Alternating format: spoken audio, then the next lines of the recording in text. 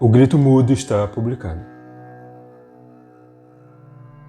Depois de 5 anos fazendo conjecturas, cálculos, se eu deveria ou não publicar este livro, hoje, dia 12 de dezembro, finalmente o Grito Mudo da Masculinidade está publicado. Como eu tenho falado ao longo desses vídeos, esse aqui é um livro que é mais um desabafo, na verdade, sinceramente.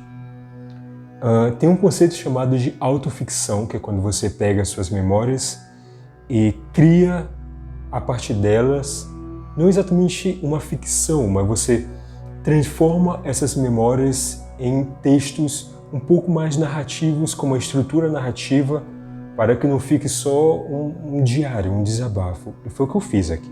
Este livro reúne 49 textos que versam sobre essas vivências de brutalidade. São as vivências que muitos de nós, homens, somos levados a praticar e a lidar ao longo de nossas vidas.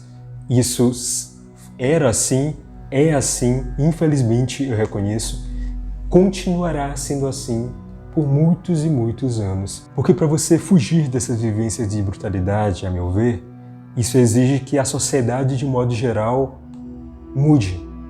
E que a sociedade pare de normalizar certas coisas, de normalizar piadinhas, de normalizar essa, entre aspas, obrigação de você precisar criar um menino, um filho, com mais força, com mais violência, propondo a essa criança que ele seja mais violento e mais bruto para não ser, entre aspas, frouxo, como uma vez eu vi uma mãe falando sobre o filho, porque a irmã dela chegou falando que o menino tinha batido no coleguinha, e aí essa mãe pegou e virou, mas eu tô criando um menino, um homem, eu não quero que ele seja frouxo.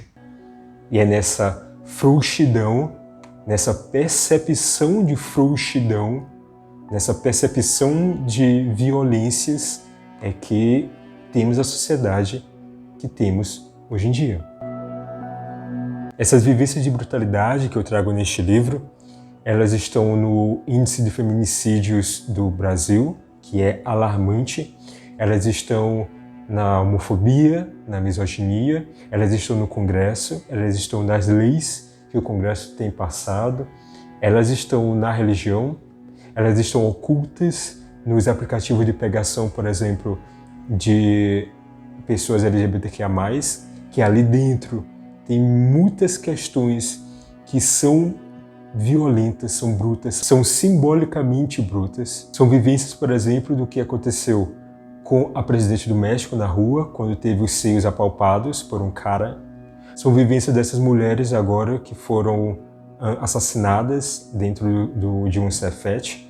E o cara falou que é porque ele não aguentava ter uma chefe mulher, ser comandado por mulheres. São vivências do cara que agride, do cara que bate, do cara que grita, do cara que soca a mesa para poder ser escutado. São vivências do homem que escuta uma mulher, deixa que ela fale e quando ela termina, ele pega as ideias dessa mulher e fala, repete essas ideias como se fossem dele. Uma série de questões que, não sei, talvez porque a sociedade está tão violenta que as pessoas estão cansadas, sabe, de só violência, só violência, só violência. E a tendência, pelo menos eu percebo assim, é que as pessoas elas começam a normalizar esses assuntos. Elas não querem falar sobre esses assuntos, porque é cansativo. E eu sei que é cansativo. Eu entendo, por exemplo, que um livro como esse aqui não é o que eu chamo de livro de entretenimento. Ele não é para você pegar e simplesmente passar um tempo, sabe, relaxar. Não é um livro para relaxar. Eu tenho consciência disso. E essa consciência é um dos motivos que me fizeram demorar tanto para publicar este livro. Porque, por exemplo, eu mandei imprimir alguns livros e eles estão aqui porque eu confesso aqui, sendo bem aberto, que eu não tenho coragem de enviar esses livros para as pessoas assim. Eu tenho primeiro que conversar, entender se as pessoas aceitariam um livro desse. Porque, sei lá, agora é dezembro, é véspera de Natal, todo esse clima de virada de ano, tá todo mundo mais relaxado. Aí de repente eu pego e digo assim: ei, então, tá aqui, ó, pra ti, o grito mudo da masculinidade aí, presente de Natal. É um presente grego. Claro, tem toda a simbologia de ser muito simbólico para mim, muito significativo para mim, só que eu também tenho muita preocupação em como esses textos vão chegar até as pessoas. Por isso que eu fico receoso de enviar esses livros. A minha mãe está lendo esse livro, o que eu confesso que é meio assustador, porque tem muitas coisas que ela não sabe. Talvez ela desconfie de algumas violências que eu vivenciei, mas ela nunca teve os detalhes e agora ela vai ter. Então isso é bonito, mas também muito impactante. E aí uma pergunta que ela fez é: por que esse número truncado, 49 textos? E a resposta é muito simples, porque eu não quis colocar tudo. Para você ter ideia, no total tem mais ou menos 75 textos, tá? Só que ao longo de todo esse tempo, fazendo essas considerações, se eu publicaria ou não essa antologia, eu me senti na obrigação de retirar algumas coisas. Ou porque eram textos que iam ficar repetitivos sobre a mesma temática. Por exemplo, eu tenho um texto sobre como os homens têm problemas em lavar a bunda. Eu tenho 3 textos sobre isso. Um é ficção, outro é meio que quase um artigo, outro é um poeminha mais jocoso, digamos assim. Mas todos são a mesma temática, então não faria sentido eu deixar a mesma temática. O meu objetivo maior com essa antologia é que ela seja direta, tá? Que não tenha muitas repetições.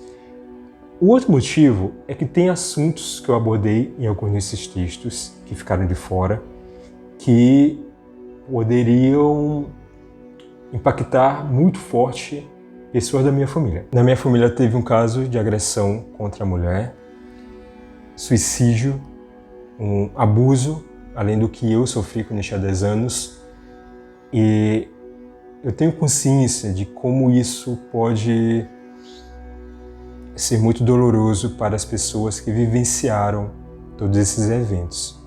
Até pela minha experiência própria de lidar com essas cicatrizes, não é algo fácil. Eu levei muitos anos para ressignificar essas dores, para me recosturar, exatamente por essa consciência que eu não poderia ser irresponsável de pegar as histórias dos outros, que nesse caso são histórias que eu apenas fui testemunha, eu não vivenciei essas histórias, e puxar para este livro. Porque aí poderia ser algo muito oportunista, entende?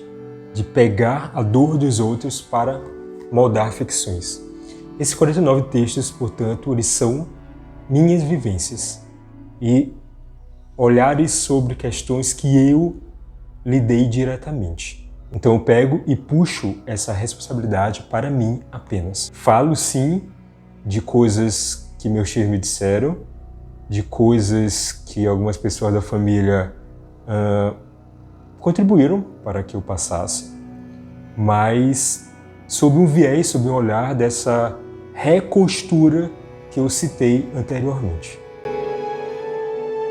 O que eu espero que você tenha com este livro é que, seja aqui na versão física, seja no e-book, que está no Kindle, eu espero que sejam momentos de silêncio, acima de tudo, de serenidade.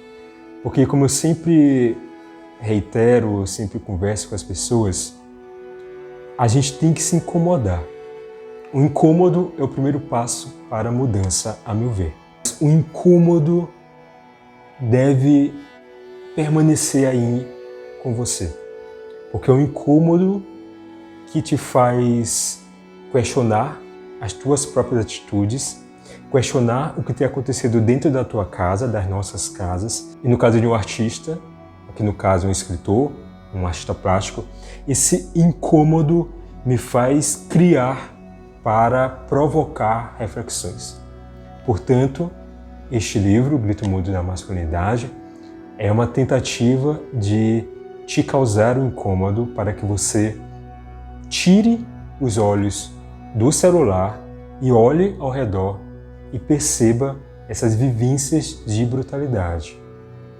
Eu sei que pode doer, eu sei que pode ser chato, eu sei que muitas pessoas não gostam, mas diante de tudo que tem acontecido no país, de certos discursos exagerados, de um moralismo tolo, sabe? Um moralismo que só apedreja, um moralismo que aponta para o outro, mas não vê dentro de casa, um moralismo de fake news, um moralismo de WhatsApp, um moralismo de deturpação da religião. Nós precisamos nos incomodar. E, sinceramente, eu espero que este livro seja esse incômodo. Eu ouso dizer que eu espero que este livro seja, quem sabe, um despertar para você. Não para ficar revoltado ou revoltada com o mundo, mas para silenciar, serenar e perceber que há muita coisa errada e que nós precisamos parar de normalizar muitos desses erros.